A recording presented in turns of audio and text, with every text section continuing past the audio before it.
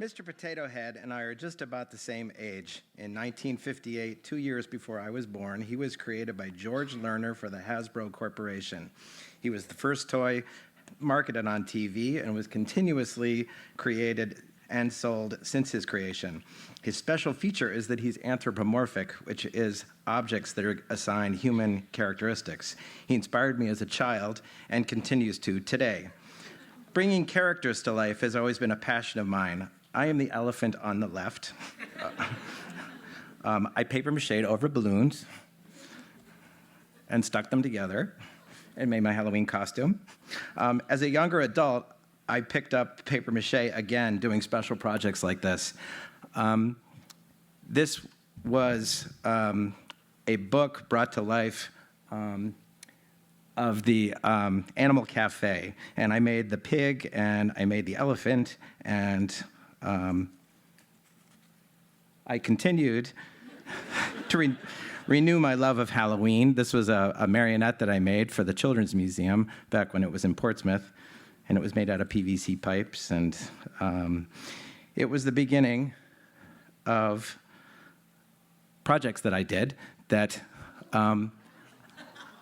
included things like this.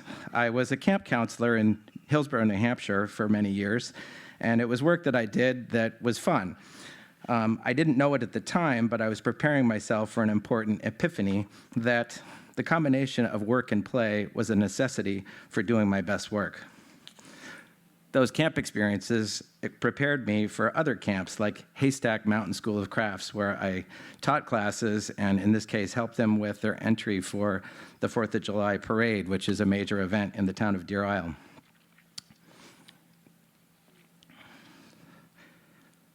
This permission I found for combining work and play became a lifestyle back in the late 80s. Portsmouth had a magnificent scrap pile, and artists would discreetly go shopping on Sunday mornings, which I did. And again, I did this before my epiphany of work and play, but it grew into something that I decided to give craftsmanship some more consideration. And I mostly taught myself how to create joinery, drilling holes and giving wooden pegs and various kinds of hardware.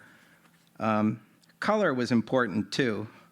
The brown figures that I made had a soulful quality, and then the color gave things kind of a sometimes more cartoony, or you might say graphic quality.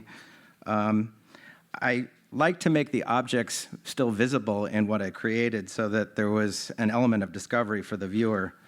But sometimes searching for the parts became a chore. I think it took me 1.5 years to find all the parts for this lobster. It started with his tail, which was a baseball shin guard. And eventually I found all the parts, and he became kind of a sports lobster.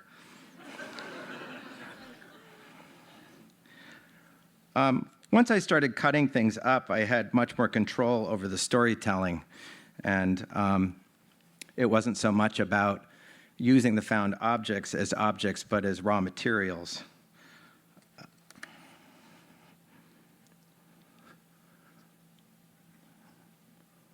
What is not told in a story became interesting to me. How to suggest something's happening but leave it open to interpretation. Like, I don't know if these ladies are waiting in line for something or they're standing on a stage for a presentation. But another thing that I grew to appreciate was implied movement rather than actual movement that I created in the toys. I then created wall boxes like this, which started by making the box and then deciding who lives there. In this case, the box was a teacher's Scotch whiskey box, and I erased the S and the apostrophe in teachers, which set me up for a teacher. This one was called Teaching the Color Wheel, and it speaks to my love of the basics, and I've also been an art teacher part-time in the town of New Durham for over 30 years. And I do wear a tie to school, so I guess it's a self-portrait.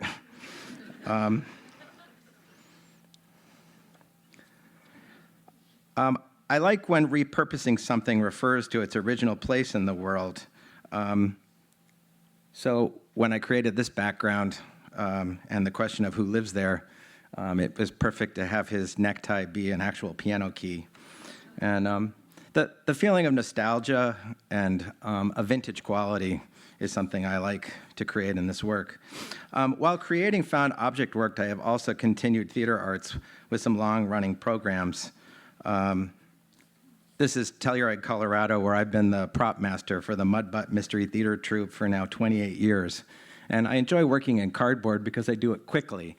And for me, it's sort of like drawing. That program gave birth to a travel program where we take students to foreign countries. This was Cat Island in the Bahamas in 1995. And no, you shouldn't put cardboard in the ocean, but I just really wanted that picture.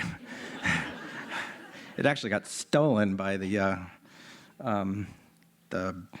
government of the Bahamas, or the Chamber of Commerce. If you Google Bahamas, you can find it. This is Cappadocia, Turkey, where we mistakenly brought a Greek myth, the myth of Persephone.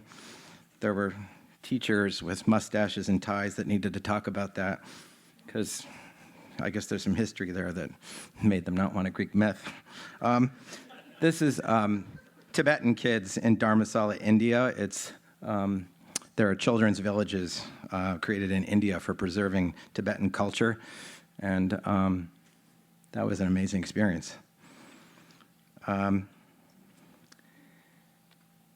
This is not a costume that I made. It was a return to Cat Island 20 years later, where we were sweetly greeted by those papier-mâché fish at the airport when we arrived, looking a little worse for wear. But it's a costume made by Bahama artists for an event that's called Junkanoo, and it's kind of like their Mardi Gras. But I'm finishing with it because it would be a nice idea to someday work with those artists and share technologies. Thank you.